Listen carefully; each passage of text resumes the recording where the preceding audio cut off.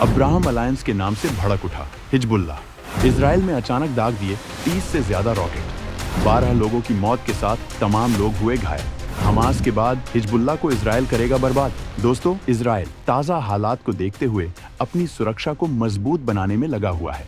वो जानता है कि उस पर कई तरफ से इस्लामिक देश हमला कर सकते हैं। इसी वजह से वो अमेरिका के साथ मिलकर नाटो जैसा संगठन बनाने में लगा है, जिसके लिए पीएम बेंजामिन नेतन्याहू ने अमेरिकी संसद में प्रस्ताव रखा है। इस समूह में इजराइल, अमेरिका, ब्रिटेन जैसे देशों को रखना चाहता है, जिसमें आगे चलकर और विस्तार किया जा सकता है।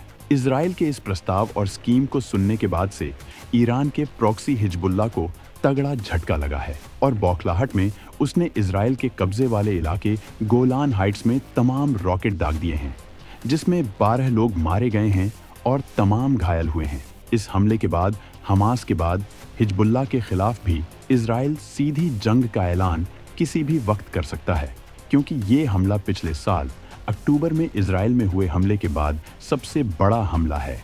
इजरायली पीएम नेतन्याहू अमेरिका से अभी लौट ही रहे हैं कि ये भयानक खबर आ गई है, जिसका अंजाम भी बेहद भयंकर होगा। इसमें कोई शक नहीं किया जा सकता है, क्योंकि इजराइल अपने दुश्मनों को जवाब देने में देर नहीं करता है। तो इस हमले के बाद इजराइल किस तरह का पलटवार कर सकता है? इजरायली आयरन डोम क्यों हो रहा है फेल? किस तरह के बन सकते हैं? वैश्विक हालत, इस बारे में सब कुछ जानने के लिए वीडियो को आखिरी तक देखिए। दुनिया में होने जा रही इस भयंकर जंग की आहट से आप दहल जाएंगे। हमास की तरह हिजबुल्लाह को भी ईरान देता है दाना पानी। इस संगठन के पास हैं 60,000 दहशतगर्दों की विशाल सेना, 1.5 लाख मिसाइलों के साथ जमा किए भारी भरकम हथियार।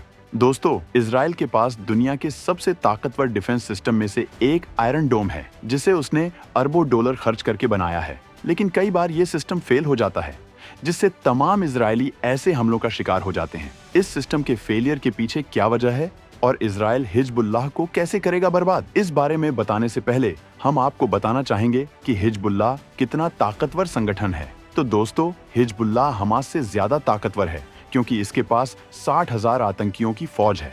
इसके साथ साथ इस संगठन ने 1.5 लाख मिसाइलें और तमाम भयंकर हथियार जमा कर रखे हैं, और इस ताकत के पीछे ईरान का पैसा, तकनीक और ट्रेनिंग है। ईरानी सुप्रीम लीडर खुमैनी को दुनिया में इस्लाम फैलाने का इतना जुनून है कि वो किसी भी तरह से इजराइल को खत्म करना चाहता है। जबकि खुमैनी के राज से पहले ईरान और इजराइल तगड़े दोस्त रह चुके हैं, यहाँ तक कि इजराइल ईरान के लिए इराक से लड़ चुका है। लेकिन केवल यहूदी देश होने की वजह से खुमैनी को इजराइल से सख्त नफरत है। इसी वजह से उसने इजराइल के खिलाफ अपनी ताकत झोंक रखी है। ईरान अमेरिका की तबाही के भी सपने देखता है और न्यूक्लियर पावर बनने की कोशिशों में लगा हुआ है। इजराइल कई बार उसके प्रोग्राम को तबाह कर चुका है, जिससे अमेरिका को अपना खतरा कम करने में मदद मिली है। यही वजह है कि मिडिल ईस्ट में अपनी धमक दिखाने के लिए अमेरिका इजराइल का समर्थन करता है। वहीं तमाम मुस्लिम देशों की तरह ही ईरान भी बदले के लिए सामने से हमला रखने की ताकत नहीं रखता है। इसी वजह से वो तमाम आतंकी संगठनों के जरिए इजराइल की तबाही की साजिश करता है। हिजबुल्लाह को इसी वजह से उसने खड़ा किया है। अगर हम इस संगठन की ताकत की बात करें तो हिजबुल्लाह के पास 60,000 से ज्यादा लड़ाके हैं। इतना ही नहीं, 2016 में हिजबुल्लाह के पास करीब 1,50,000 रॉकेट थे, जो अब और बढ़ गए होंगे। जाहिर है कि ये इजराइल में बड़े पैमाने पर तबाही मचा सकते हैं। हिजबुल्लाह के पास SRBM 1000 किलोमीटर या उससे कम की रेंज वाली बैलिस्टिक मिसाइलें हैं। ईरान से ये मिसाइलें हिजबुल्लाह को मिली हैं। हिजबुल्लाह के पास सीरिया निर्मित M600 या तिशरीन भी है। इसके अलावा हिजबुल्लाह की एक स्पेशल फोर्स भी है, जिसे युद्ध के समय इजराइल में घुसपैठ करने के लिए खास ट्रेनिंग दी गई है। वहीं इस संगठन ने भयंकर ड्रोन भी जमा कर रखे हैं, जिनके जरिए ये जहाज़ों को निशाना बनाते हैं। एक्सपर्ट्स के मुताबिक सीरिया की जंग ने हिजबुल्लाह को अपनी ताकत बढ़ाने का मौका दिया। सीरिया में लंबे वक्त तक युद्ध चला था और इसने हिजबुल्लाह के अर्बन वॉरफेयर और इंटेलिजेंस में काफी सुधार किया। इतना कुछ होने के बाद भी इजराइल से जंग में इसकी क्या हालत हो सकती है, इस बारे में जानते हैं। हमास से बेहद मजबूत है लेबनान का ये आतंकी संगठन, लेकिन फिर भी इजराइल को हराना इसके लिए नामुमकिन। अगर जंग हुई तो लेबनान भी गाजा की तरह होगा बर्बाद। दोस्तों, हिजबुल्लाह इजराइल पर रॉकेट दागकर उसे परेशान कर सकता है, कुछ इजरायली लोगों को मार सकता है, लेकिन सीधे जंग करने के काबिल नहीं है। क्योंकि इजराइल के पास जितनी अत्याधुनिक तकनीक से लैस सेना है वो फिलहाल दुनिया में बहुत कम देशों के पास मौजूद है। कई बार हमास और हिजबुल्लाह के रॉकेट इजराइल को घायल जरूर करते हैं, क्योंकि इन आतंकी संगठनों ने इजराइल के आयरन डोम का तोड़ निकाल लिया है। जब एक साथ भारी तादाद में रॉकेट दागे जाते हैं तो इजराइल का ये सुरक्षा कवच सारे रॉकेट को इंटरसेप्ट नहीं कर पाता है। इसी वजह से कई बार ऐसे हालत बन जाते हैं। हालांकि इजराइल इसमें और सुधार करने में लगा है, लेकिन हिजबुल्लाह इससे पहले ही जंग को लेकर उतावला हो रहा है, जिसका जवाब इजराइल हर हालत में देगा। हिजबुल्लाह को 1982 में ईरान के रिवॉल्यूशनरी गार्ड्स ने बनाया था। इसका मकसद ईरान में हुई इस्लामी क्रांति को पूरी दुनिया में फैलाना था और लेबनान में इजरायली सेना के खिलाफ मोर्चा खड़ा करना था। हमास और हिजबुल्लाह दोनों ही संगठनों का एक ही मकसद है और वो है इजराइल की तबाही।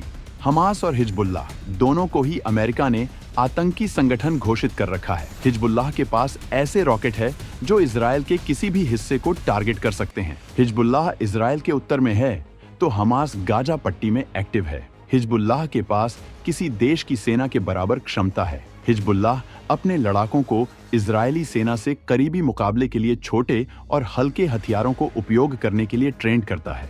उन्हें एंटी टैंक मिसाइलों का इस्तेमाल करने की भी ट्रेनिंग मिलती है। लेकिन फिर भी अगर जंग होती है तो हिजबुल्लाह के पास इजराइल को भारी नुकसान पहुंचाने की क्षमता जरूर है, लेकिन फिर भी बर्बादी उसी की होगी। एक्सपर्ट्स के मुताबिक इस जंग में हिजबुल्लाह इजराइल के इंफ्रास्ट्रक्चर और इलेक्ट्रिसिटी ग्रिड को निशाना बना सकता है, लेकिन आखिर में इजराइल लेबनान को मलबे में तब्दील कर देगा। हिजबुल्लाह को सीरिया की जंग की वजह से काफी गुमान है, लेकिन सीरिया का युद्ध अलग था। वहां हिजबुल्लाह की मदद बहुत सारे संगठन कर रहे थे। अरब देशों से फंडिंग हो रही थी, लेकिन इजरायली सेना की दमदार मशीनरी के सामने हिजबुल्लाह का टिकना मुश्किल हो जाएगा। अगर हालत बिगड़ते हैं तो इजराइल दहिया डॉक्ट्रिन को लागू कर सकता है।